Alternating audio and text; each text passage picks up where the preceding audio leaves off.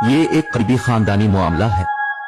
Hudaibiya paper मिल के मामले में जब आप डायरेक्टर्स और शेयर होल्डर्स पर नजर डालें तो ये सिर्फ पूरा शरीफ खानदान, करीबी खूनी रिश्तेदार और चंद कजन्स हैं जिनका जिक्र डायरेक्टर्स के तौर पर भी किया जाता है। रमजान शुगर मिल की शेयर होल्डिंग पर नजर डालें तो आपको अंदाजा होता है कि उसे चीफ एग्जीक्यूटिव ऑफिसर जनाब हमजा शहबाज चला रहे हैं। शहबाज शरीफ नवाज शरीफ के छोटे भाई हैं। वो पंजाब असेंबली के रहनुमा थे जबकि उनके भाई वजीर आजम थे। उन पर शरीफ खानदान की मलकियत वाली कंपनी रमजान शुगर मिल के जरिए 10 करोड़ डॉलर की मनी लॉन्ड्रिंग का इल्जाम है। उन कम तनख्वाह वाले मुलाजिमीन के नाम पर अकाउंट खोले गए जो मत में नहीं आते। इन अकाउंट्स में पैसे जमा होते थे और आखिरकार वो हमजा, शहबाज शरीफ, सुलेमान, शहबाज शरीफ और खुद शहबाज शरीफ के अकाउंट्स में जमा हो जाते थे। दरअसल ये फाइलें जो आप यहाँ देखते हैं, इसमें नाम दिए जाते हैं, ये बैंकिंग दस्तावेजात देते हैं, चालान देते हैं, वो सब कुछ जो उन तमाम बैंकिंग रिकॉर्ड्स में दर्ज है, कम उजरत वाले मुलाजिमीन के नाम देते हैं। यहाँ एक मिसाल है, आप उसे देखें जनाब मसूद अनवर, वो उसे जनाब शहबाज शरीफ के नाम पर जमा करा रहे हैं। ये 1.6 मिलियन रुपए है। ये रकम हबीब बैंक ऑफ पाकिस्तान में 26 अप्रैल 2017 को जमा कराई गई थी जब शहबाज शरीफ वजीर आला थे। ये 13 मई 2016 को मियां मोहम्मद शहबाज शरीफ के नाम पर 6 लाख रुपए की एक और रकम है। जनाब मसूद अनवर के अकाउंट में 52,451 रुपए जमा कराए गए।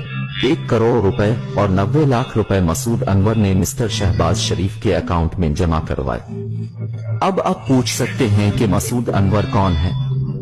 वफाकी तहकीकाती इदारे FIA की जानिब से की जाने वाली इस तहकीकात के मुताबिक मसूद अनवर थे शरीफ खानदान का निचले दर्जे का मुलाजिम। आपके अपने खानदान का रुकन वजीर खजाना है और आपका दूसरा भाई वजीर आजम है। लिहाजा इस वक्त पूरी बैंकिंग चीन उनकी सहूलत के लिए मौजूद थी और मैं तहकीकात में शामिल एक जराये से बात कर रहा था।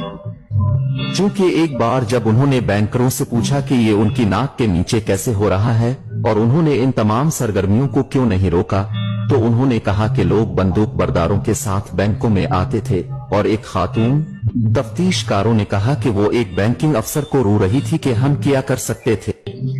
बैंक मैनेजर्स को बैंक के आला ओहदेदारों का फोन आता था। बैंक खुद शरीफ खानदान की करप्शन पर पर्दा डालने के इस गठजोड़ का हिस्सा थे। नाम निहाद पनामा पेपर्स में मनी लॉन्ड्रिंग और टैक्स चोरी के इल्जामात हैं। इसमें आलमी रहनुमा शामिल हैं और जहां उनमें से कुछ पर टैक्स से बचने की कोशिश में अपना पैसा छुपाने का इल्जाम है। ये पाकिस्तान के लोगों के लिए हैरत की बात थी क्योंकि ये बैंक अलअक़वामी सतह पर सामने आया था। इसकी साख बहुत ज्यादा थी क्योंकि इससे पहले कई सालों से शरीफ खानदान इस खबर को इस्तेमाल करता रहा है कि उनके खिलाफ ये तमाम इल्जामात सियासी मुहर्रिकात पर मबनी है। पनामा पेपर्स में नवाज शरीफ के 3 बच्चों के नाम हैं। उनका खानदान ऑफशोर अकाउंट्स के जरिए लंदन में जायदादों का मालिक है। नवाज शरीफ की बेटी ने लंदन में जायदाद रखने से इनकार किया है। इसके दस्तावेजात मुबैना तौर पर के हैं और जाहिर करें कि वो जायदादों की ट्रस्टी है, मालिक नहीं। लेकिन वो दस्तावेजात की पूरी नामी फ़ॉन्ट में लिखी गई है जो 2007 तक दस्तयाब नहीं थी। अगर आप 1992 और 93 को देखें तो ये बहुत अहम वक्त है। मरियम के असासों में 21 गना इजाफा हुआ है और 1 साल में इसका कोई जवाज नहीं है। आप एक कारोबार के मालिक नहीं हैं। आपके नाम से कोई कारोबार नहीं है लेकिन आपके असासे 21 गना बढ़ रहे हैं। 1992 में मरियम नवाज 19 साल की हो गई। पनामा पेपर्स के इंकशाफात के बाद पाकिस्तान की तहकीकाती एजेंसी ने शरीफ खानदान के माली मामलात को निकाला। मुश्तरका तहकीकाती टीम को बुनियादी तौर पर पता चला कि मिस्टर नवाज शरीफ आमदनी के मालूम जराये से बनाए गए असासों का जवाब पेश नहीं कर सके। ये अहम इल्जामात में से एक था। मामले को फौजदारी कार्रवाई के लिए भेज दिया गया था। फौजदारी इस्तिगासा में एक मुकदमा था जो तकरीबन 1 साल तक चलता रहा और इस मुकदमे में नवाज शरीफ की तरफ से इनकी दौलत की असल लंदन में उन 4 फील्ड फ्लैट्स की वजाहत के बारे में एक भी जवाब नहीं आया। वो पैसा कहाँ है जो वो कभी साबित नहीं कर सके थे। शरीफ खानदान का शुमार पाकिस्तान के अमीर तरीन अफराद में होता है लेकिन उनकी दौलत की असलियत अभी तक एक मुअम्मा बनी हुई है।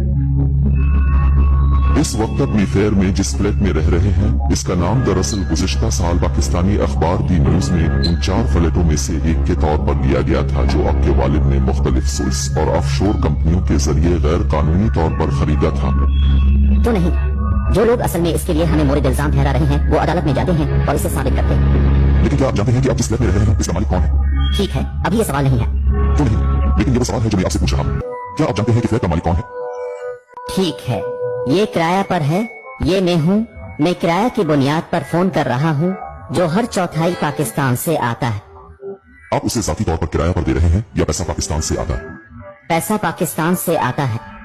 मैं अपने वालिदैन के साथ रहने वाले किसी भी दूसरे तालिब इल्म की तरह हूँ। मुझे हकीकत में ये जानने की जरूरत नहीं है कि हकायक क्या है और फ्लैट्स का मालिक कौन है और कौन किराया अदा करता है और कौन मेरे गुजर बसर के लिए अदायगी करता है।